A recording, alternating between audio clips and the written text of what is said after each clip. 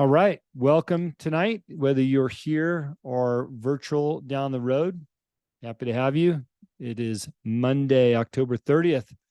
Tomorrow, Halloween, for all you that have kids out there. We're actually just celebrating fall. We're not doing Halloween thematically. We're just doing fall. And that's just how our family is going to celebrate. So anyways, it is what it is. So hopefully everybody has a great fall or Halloween, whatever you're celebrating. We've got snow on the ground. If you're watching this later on, October 30th, and I got snow all over the place, not going anywhere. Anyways, first of all, just wanted to wish Rachel a happy birthday. She'll be visual in a moment, but celebrating her and everything that she's done, all of her accomplishments. Thrilled to be associated and partnered and your friend, Rachel. So thank you so much. Really appreciate it. Hope you had a great day. Thanks, Jim. It was a fabulous day, and one day into being 43, and I gotta tell you, I love it. I like Best that year ever.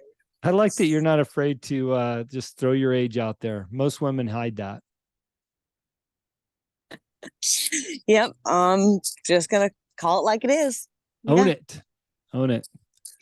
Okay, you're back on mute. Okay, so here's what we're going to do tonight. I know that I've talked about having patience before, and it is actually a big part of all my discussions with entrepreneurs, business leaders, life coaching.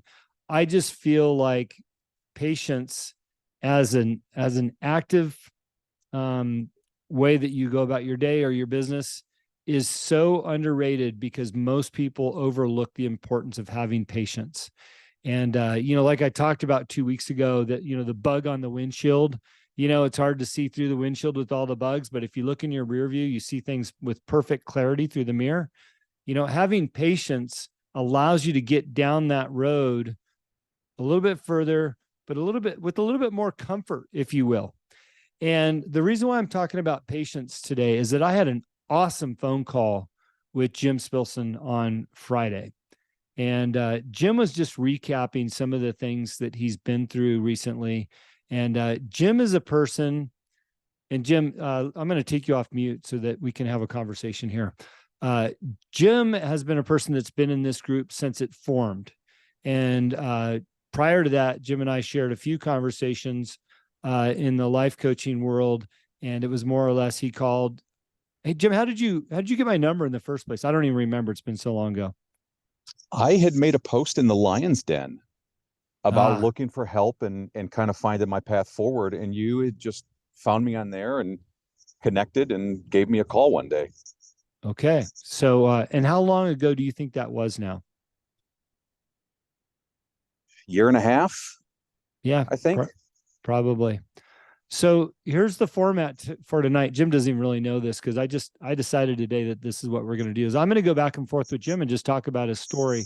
And the reason why is I want you to have a real example of somebody that has been very patient, that has gone through the steps necessary to find success on the other end, and is filled with passion and opportunity, and has been for a while. But Friday, when I spoke to Jim, I'm talking about a guy that is completely different than the guy I spoke to a year and a half ago.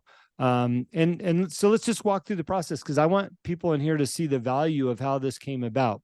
I was a member of group. Jim was a member of the group as Lion's Den. He already said that, but we were active participants. We reached out to other members within the group. And I know I see some of this within this group. I talked to Bruce today. He's working with another member. And I know there's several others in here. So Jim, I reached out to you. You picked up the phone, and what was the call about? Do you remember your original request or what you were looking for at the time? I think the original request was really based on I've been in corporate my entire career. It's not working. I've been through a couple of downsizing, a couple of layoffs, and just having that feeling of not having any control of my future, and really looking for a new direction. How do I get something going on my own? How do I do something different? Because this is all I've known my entire career, and was looking for insights from other people that were in that space and looking for ideas of, I don't have a business. I don't have something I can improve on. I need to kind of start over, but I've got grown kids, high school, family, bills, insurance, mortgage, all that kind of stuff. So it's not like I can take a couple of years and experiment. Right. And so one of the big pieces of advice I gave you originally is part of the topic that Rod and I just did for the next podcast, which the topic was mind, body, and soul. And I gave you a task that kind of included all three of those. You want to tell everybody what that was?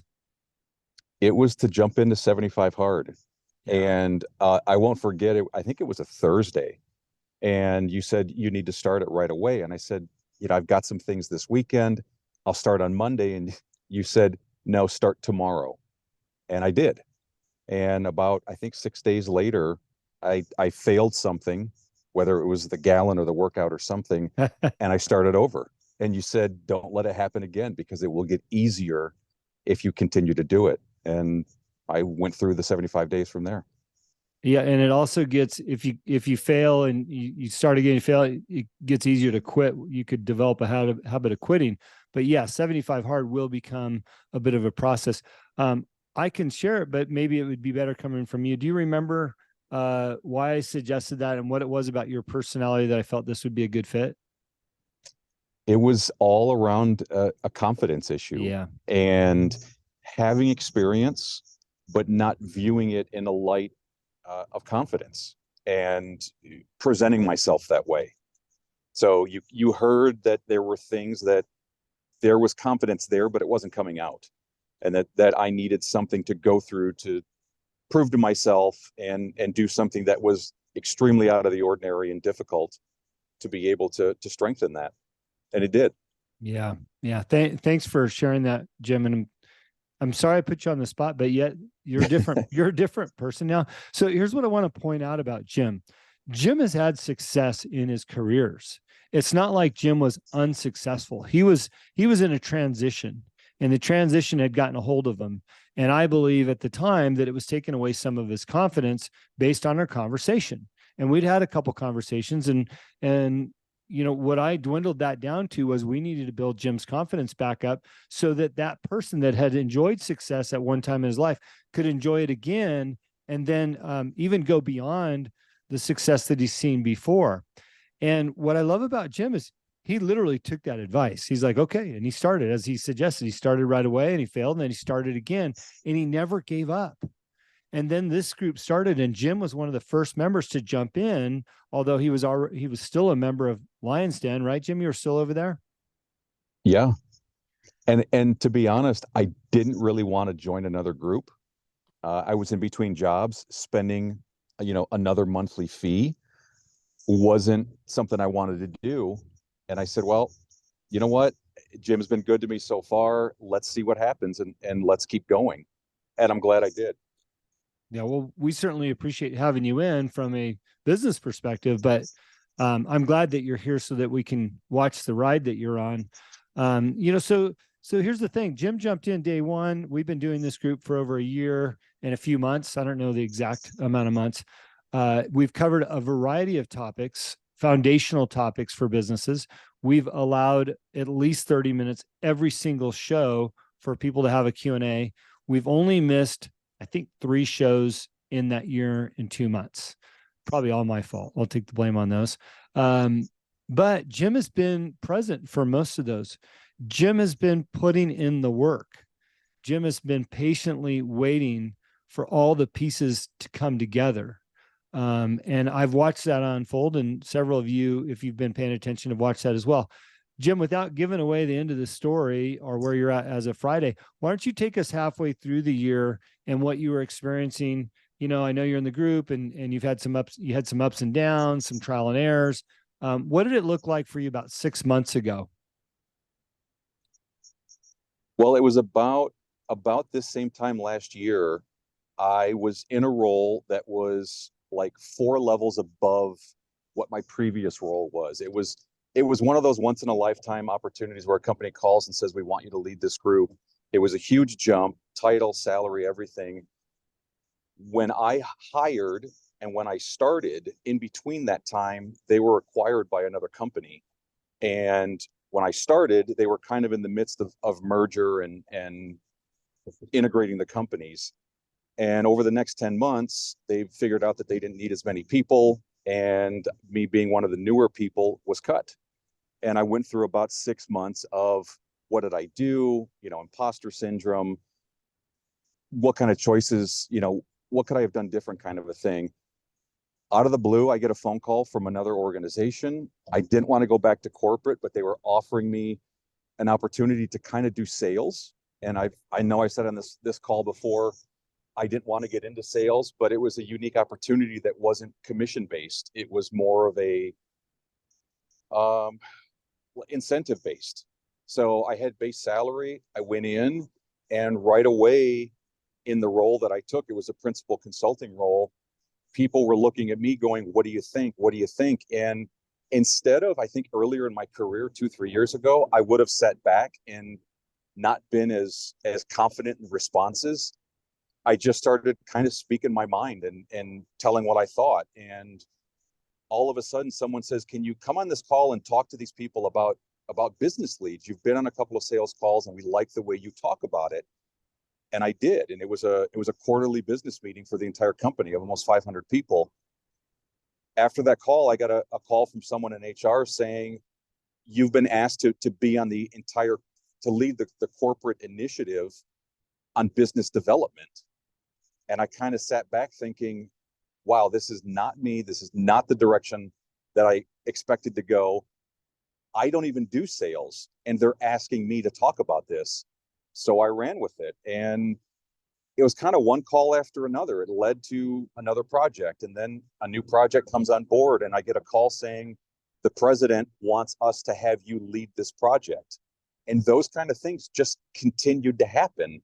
And the more I get into talking about things like business development, I realized that all of these calls, experience from the Lions Den, experience from the syndicate, from Yes, they've all instilled all of this knowledge that I didn't really acknowledge, but when I didn't think about it and just kind of responded as I thought best, all that knowledge came flowing out. And all of a sudden people are looking at me as the subject matter expert saying, hey, can you tell us more? Can you do some training? Can you lead these calls? Can you write up what we should be doing for process? And now it's turned into account execs from all over the company are calling me saying, can you join our call? We like the way you talk with clients.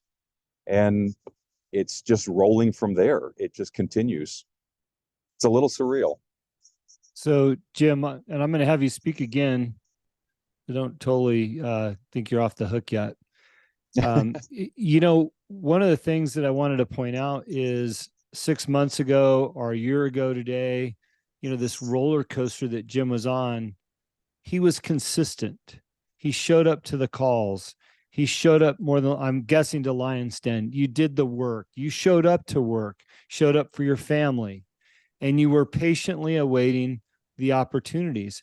Doesn't mean you weren't calling me and Rod and Rachel and having ideas and questions and pursuing other avenues, but you were patient in your endeavor and your pursuit. And that's the credit I want to give on this call to you, Jim, is that you were willing to work the programs and utilize the tools that were in front of you to get yourself further down the road. Now, you didn't ask me for any food money during that period of time, or you didn't ask me for a loan to pay your mortgage or anything like that. So I'm presuming that you were able to stabilize yourself enough. Maybe it wasn't exactly what you wanted in the last year, but you have exceeded, all the expectations I think even you had for yourself a year and 6 months ago when we first spoke, because at the time you were lacking confidence, didn't know what you're going to do. And that brings me to, and I'll let you speak on a little bit more if you've got more. I know you do. Our conversation on Friday, Jim had scheduled a call. Matter of fact, part of that call was a lead for me, which I'm appreciative. So the student is now helping the teacher in a respect.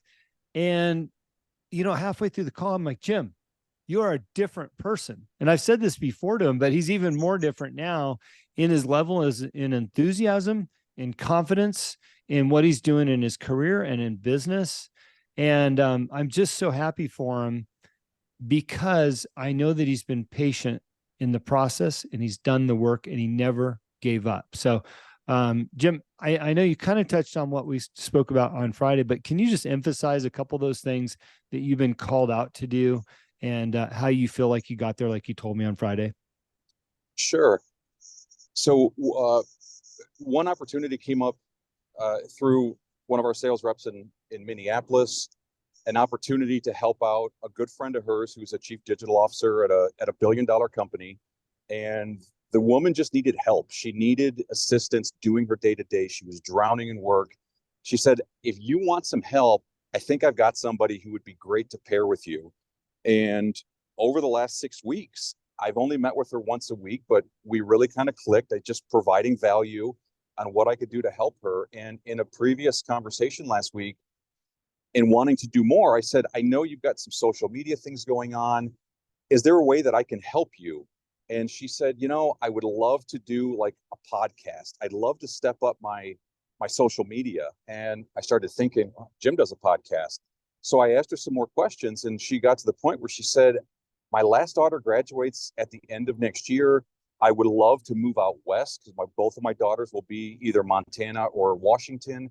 I'd love to start a podcast. I'd love to start offering value on social media and helping younger women understand that they can make it to the top and make it to C-level executive positions in the digital space and technology. And she said, that's what I want to do. I don't want to work corporate in another 2 years. I want out. I want to be in control of my own thing. I said, do you want a coach? And she said, that would be ideal. And I said, I've got just the guy to talk to you. And surprisingly, I said, the work that I've been doing over the last couple of years has been in this space. And I know Sean talks about like the 7-day or 30-day video challenge. All of this information come flooding back in my head of all the things that I'd learned. And I said, boy, there's so much I can help you with. But I think the first thing to do is have you talk to Jim and figure out, the podcast route. And then we can kind of work together on the social media side. And she was delighted. She couldn't wait. She's like, when can we schedule more time? I'm so excited about this. I just want to learn more. And now I'm thinking about, every call, going back through my notes. Do I really know enough to coach her? And I feel like I do. It's weird that having gone through it and not really thinking a year and a half ago, do I really want to be a coach? Do I want to do this? It's kind of happening. And she was like, I don't know what it is. There was something about our connection, the way we work together. There's just things that I knew something was going to come of this. And I was just really excited to learn more and keep going down this path. So it's not only helping on a business side that we would probably end up picking up extensions and additional employees and consulting work with them, but I'm going to connect her with Jim after I talk with her tomorrow. And I think there's opportunity for kind of work all around. Jim, thanks for sharing that story. I'll let you off the hook now. I know you're trying to do other things. No, I'm good for a bit longer if you have more. Okay, then I'll leave you off mute. Feel free to weigh in. So here's again the point that I wanted to make about Jim's story is that here the student is becoming a teacher now of a senior executive in the company that he works for. That Jim has elevated himself through his confidence and his knowledge now to be sought after by the senior executive saying, hey, I look up to you. I appreciate what you have to say. What do you think? And now Jim's offering advice to this executive that is not only willing to utilize him within that corporate space, but look at him as a useful tool outside of that space. And now Jim's able to formulate, some type of business opportunity and probably more importantly, a relationship with somebody because of some commonality and his ability to help that person. And when I look at this from the 30,000 foot level, and I hate to keep deliberating on it, but what I see is Jim has been patient for exactly what he's been looking for all this time. And, in the big picture of life, a year and a few months while working, while raising a family, having a family, being a successful dad, and all those other things, here he is landing right in the exact spot that I would guess. Jim, did you dream that you would be in this spot right now, being somebody that could potentially coach somebody else? No, no. And I didn't think that I would have a C-suite executive asking me for advice and having me help her build presentation decks to give to the board of directors of a $1 billion company. That's just not what I was expecting at all. Exactly. When you do the work and you lay a foundation, there's no limit to what you're capable of or the people that you can work with. Whether you're going to be an entrepreneur, and Jim does have some entrepreneurial endeavors, or you're going to be an intrapreneur, by laying that foundation, it's going to pay off 10x. You're going to find yourself in places that you never expected to be. And you're going to have the same story or type of story that Jim has. And, we have a long-term relationship. Obviously, we said year and 6 months in the coaching space. The person I spoke to on Friday was full of excitement. And, he just was, I'm going, wow, this guy is on fire for what he's doing. So there's no better way I can convey this lesson on patience and having patience than just telling Jim's story. So Jim, anything else to add before I give some, just a couple action items, then opening up for questions? Yeah, one other thing that came to mind, if I know we've talked about Alex Hormozy on this call before, but he said, if you can be patient for a year and put in the work, if you can wait 1 year, you'll see results after a year. But if you can wait 5 years or 10 years, those results will just 10x, 20x. And I didn't really give it much thought, but looking back now, that's exactly what happened. I didn't get the crazy salary. I didn't get, a crazy position or entrepreneurship that I was hoping to get 8 months ago when I started this work. Or looking back at the work that, Jim, you and I were doing a year and a half ago, I didn't think I would get there, but that patience, that waiting, that continuing to learn, continuing to fill the coffer of knowledge in all these areas. Now there will probably be extensions of work from this chief digital officer. There's other things that are paying off in conversations I'm having with clients and the sales team. And now I'm seeing that, maybe it's another 6 months, maybe it's a little bit longer. That patience is really showing me that this learning along the way is what is prepping me for that next conversation. So I think that's where a lot of my excitement's coming in. Yeah, I love that. And I'm going to add a final note to that. And I guess this is the point I really wanted to make too about our call on Friday, as opposed to tonight. We're in a different environment tonight. Is that I really think it's important that we understand our vibration as humans and our vibration into the universe. David Meltzer talks about this a lot. The best way I can explain that is, I'm sure somebody in this call has walked into a room, or if not everybody has walked into a room where two people are arguing and then they go quiet real quick, and it's like, oh, they're not happy with one another. And you turn around, you walk out, you realize the vibration in that room is negative. There's something there.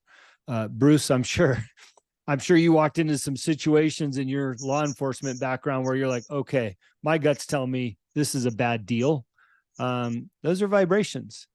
The opposite also works when you're vibrating at a high level because of, your experience, your exposure, your confidence, your tool chest is full. People recognize that. And that's the person that I was speaking to on Friday in Jim, this guy that was high vibration, excited, for what he was embarking on with his C-suite executive. I thought, man, you've nailed it on all fronts. So realize your vibration also plays a critical role. And the only way you're going to get there is through exercising all parts, which is, again, our podcast, Rod, mind, body, and soul, which Jim's done a fabulous job of that. So I just want to point that out as well. Jim, you were on fire on Friday. It's a good feeling. And that vibration is definitely something that I'm aware of now. I had actually had somebody point it out to me, and I mentioned that to Jim. I was on a call talking with someone on a completely side opportunity, an entrepreneurial thing. And the guy said, I don't know what it is, but there's just this feeling I get when I speak with you. that you're the kind of person I want to work with. And that kind of solidified it for me that, wow, there is something to this. People recognize it without, you having to say anything. Yeah. Yep. Matter of fact, I've done a number of podcast interviews where they jump on the call and I know instantly the vibration is not where it needs to be. And that'll be the shortest podcast interview I do, 20 minutes, maybe. And then others where, high vibration, real connection. I was speaking with Matt Vincent today. He was on my show.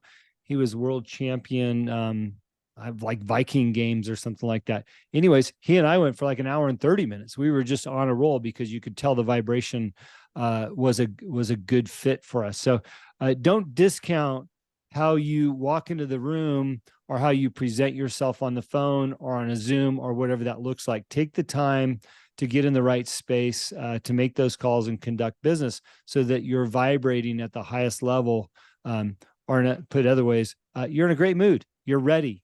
You've prepared accordingly for the business at hand. So Jim, I'm going to thank you on that. And with that, I'm going to give you 5 action items on patience. They're going to seem a little bit redundant on things that we have talked about before, but they're just a nice little reminder as it relates to this specific topic. So number 1, set realistic expectations. Okay. Understanding that building a successful business takes time and setbacks are inevitable. Jim talked about that a year ago. He had a big setback, he got the job, then all of a sudden after a period of time, it wasn't, we were downsizing already. He was out. Okay. Have realistic goals. Know what your long-term play is. I like to talk about what is your 1-year plan, 3-year plan, 5-year plan, and shoot for that 5-year, because anything in between kind of has that dollar cost average. It all evens out at some point. All right. Practice mindfulness and self-awareness. Cultivating mindfulness can help you stay present and focused. That will also help your vibration, right? Number 3, develop a long-term vision.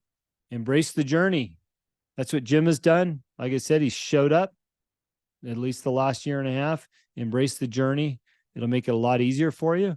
Enjoy the moment you're in too, by the way. Sometimes the journey is the best part. My brother, older brother, I always look up to him. And bye, Jim. Thanks for jumping in. He's got to go. My older brother, who I always looked up for, he enjoyed watching me race cars off-road. And eventually got this notion like, oh, I'm going to go do that. And he bought a car and he thought he was going to jump in and do it. And he did. He had some races. And no takeaway from him. He didn't know any better, but he was that guy that would fly in night before the race, go to bed, get up, race, and then fly back home after the race.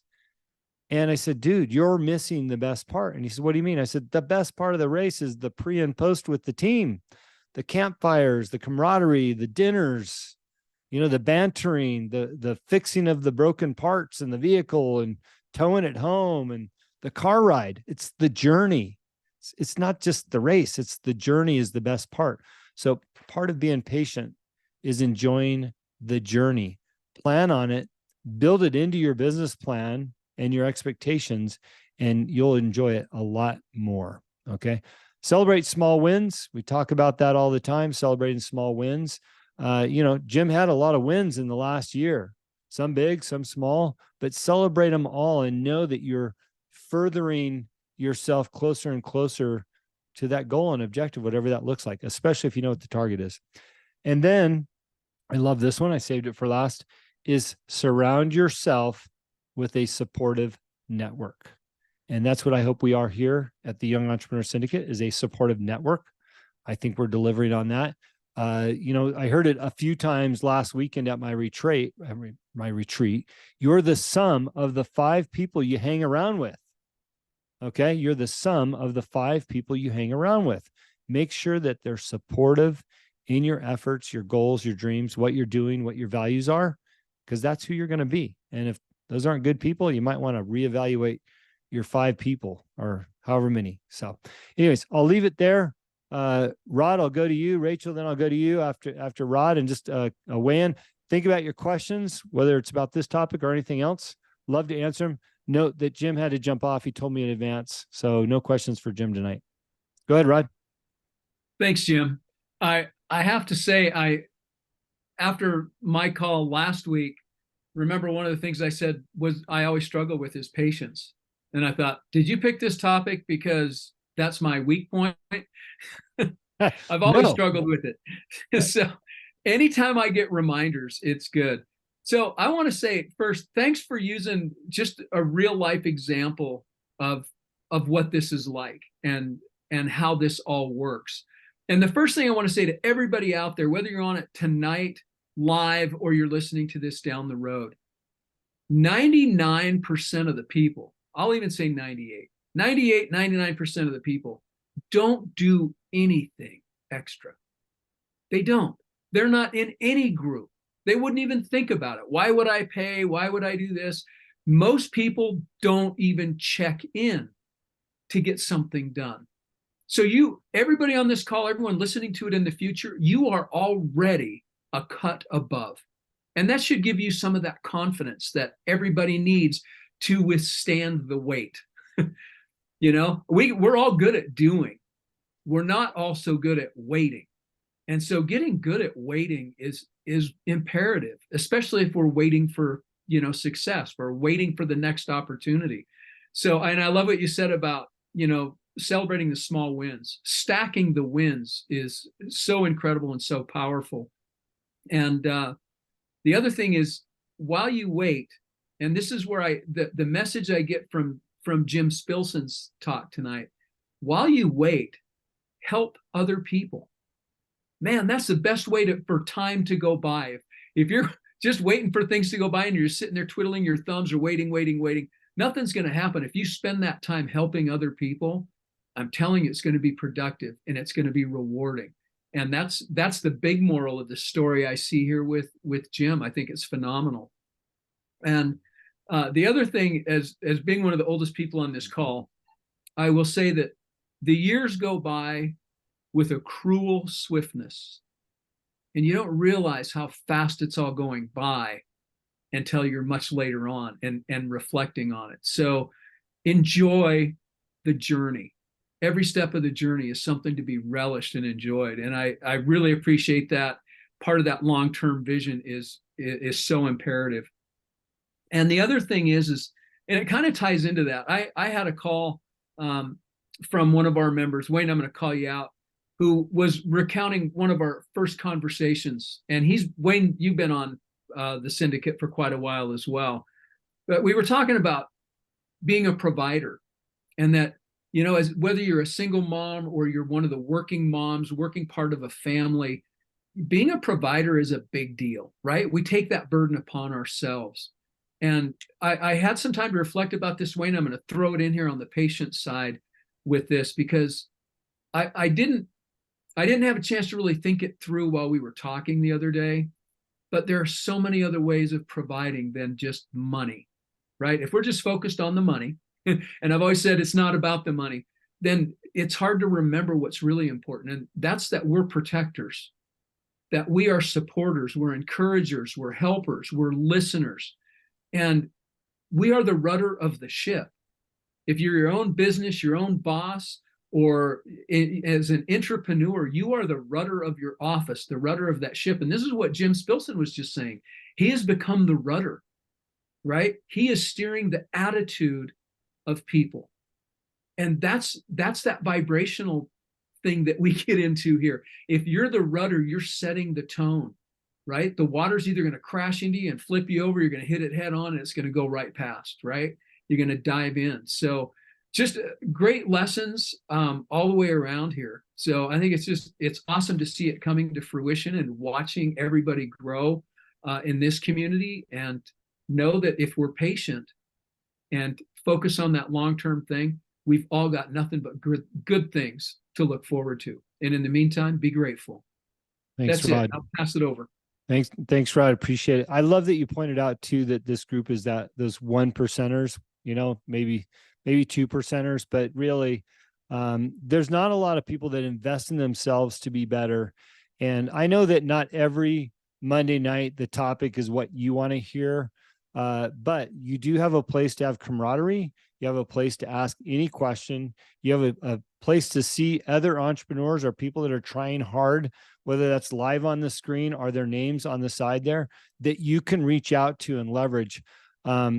Nothing brings me more joy. Thank you for this, Bruce and Taylor, that when I have members working together and I get the call like, hey, I'm working with Taylor, on a project, I'm smiling inside from ear to ear because like this thing's working. We're connecting people. And I love that you're reaching out and there's some value within that. So thank you for doing that. And everybody else that's working with somebody within this group or just working with us, because this is what it's all about. It's lifting each other up to get further down the road. Shameless plug. If you have a friend or somebody else in business that should be in here, please let them know. I'd love to grow the group a little bit. As you can tell, we're not really actively like paying for a bunch of ads to bring more members in. I kind of like it a little bit intimate, but I'd love to help more people at the same time. So if you've got somebody, don't be hesitant to ask them to jump in the group and check out what this is all about. Rachel, love for the birthday girl to weigh in on this topic tonight. Yeah, thank you. Yeah, I was waiting my turn. I'm 43. I'm patient now. And that goes with the theme of the night. I love what we're saying about vibration, and I love what we're saying about the energy when you walk in the room and all of that. Andy Frisella, I was watching one of his videos today, and he was saying that when someone walks into the room and they're fit and they're like healthy and you can tell they take care of themselves, like that sets the tone for the energy in the room too, versus someone who walks in like, kind of defeated and hunched over, and like you can just tell like they're not walking in as their best self, right? So I think that's part of it too. And I loved what you were saying about David Meltzer and the energy and the vibration. And that's something that he was talking to Craig, the founder of In Harmony, about. And I know I keep bringing up In Harmony, but it's like a big part of my life right now because it so rang true to me, the power of sound and vibration. And that's actually called vibroacoustics. And I'm going to get on my soapbox here for a little minute because, a lot of the time when we walk around like stressed, right? Like the difference between the parasympathetic and the sympathetic nervous system. When you're stressed, like your digestion isn't as good. Your brain waves aren't functioning properly. And in as little as 11 minutes, you can, by using sound and vibration and meditation, you can naturally reset your nervous system. And I'll put some of this in the back end of but that you're more calm, you're more clear, you're more collected, you're ready to show up for that meeting, you're ready to show up and give that speech, you're ready to write that article or that email, right, that you really like needed to be focused for. So, and I love that this is really just like an adjustment and a shift in your whole body. It's not just like your mind, it's not just physical, it's emotional and mental too. And it's all of that working in harmony together. So I've been really enjoying working with a company that's doing so much to bring health and wellness to people in a natural way. And what they do is they take different music to different frequencies that your body is kind of in tuned with. So like different frequencies are going to make you feel more relaxed, or different frequencies of music will make you feel more inspired. And then the vibration of the furniture and the music go together. And that's how you're able to get into those meditative and resetting the nervous system like faster than you would if you were just trying to like meditate on your own without using the benefit of technology. And I think the ironic part is, technology, as it's gotten better, we're more connected than ever. We're talking to each other, we're seeing more ads, we're on social media, like there's more emails, there's more text. And it's like technology got us into this mess of being like overstimulated and overstressed. But I think there are benefits to technology that can help get us out of this as well, where we can use the technology to help kind of reset and rebalance. And so that's something that I've been doing a lot more over the last year. And, you know, not only has it been good for me, but it's been good for my kids too. So like my daughter, you know, if she's upset or about something, she goes, Mommy, I really need to do a session on the sound lounge. And, you know, she'll go from tears to totally calm, cool, and collected in those littlest like 11 minutes. So, you know, it's just, I think the talking about vibration and energy, I'm really glad that we're thinking about that as entrepreneurs, because it has an impact on all of our lives. And as we are setting the tone for our employees, for our family members, we are, you know, stewarding the lives of so many people. And, you know, if we're not able to show up as our best selves, you know, then how are we able to set a good example for the other people that we're caring for, that are in our care? So I thought a great conversation tonight. And patience is hard for me historically, but I really want to continue to work on patience. About 10 years ago, when I was going through my divorce, my attorney taught me a lot about patience, because we would get an email from that was something that was like really hot and like got me all like flustered. And she'd be like, nope, we're not going to respond to that for like a week. And I'm like, oh my God, not even like a walk around the block and then respond. And I know she just wanted to bill more, and maybe that's their whole trick, but it really taught me like, okay, just because I'm not responding now doesn't mean I'm giving up the opportunity to respond to something later. So just because I'm not acting immediately doesn't mean I'm not holding out the right to respond, react, you know, in due time. Maybe once I'm calm, cool, and collected, then it's the right time. And I've been patient and thoughtful. So anyways, sorry, I kind of just sort of stole the conversation there, but that's what I was thinking. It's all good. It's another tool for people to put in their roster. You know, it's interesting. Just a little side note on, you know, vibration and what you listen to. Samantha and I have been watching Peaky Blinders for the last, I don't know, month and a half. It's been our little selfish indulgence at night. And I got behind. She was home alone for a couple nights. She got ahead of me, so I just stopped watching it. But I realized I feel a lot less violent the last 2 weeks. Yeah, you know, you watch that show and want to go take over the Italians or something. We don't even have any up here in Kalispell, but you know, what we put in comes out. Bruce is laughing his ass off because he knows he watched it. Don't start watching Dexter. No, oh my God.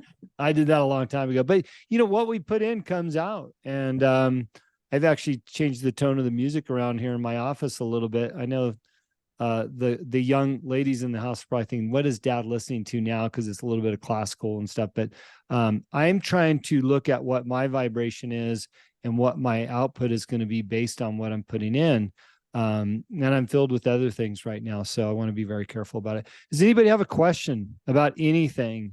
Doesn't even matter. It doesn't have to be patience. You don't have to prove you're patient either. I believe you already, but questions before we wrap it up? Raise those hands. Happy to see everybody on the call. I know everybody's working on little projects right now. I've spoken to several of you. So Rod, let's go with Bruce. Rod, since he's a guest tonight. What you got, Bruce?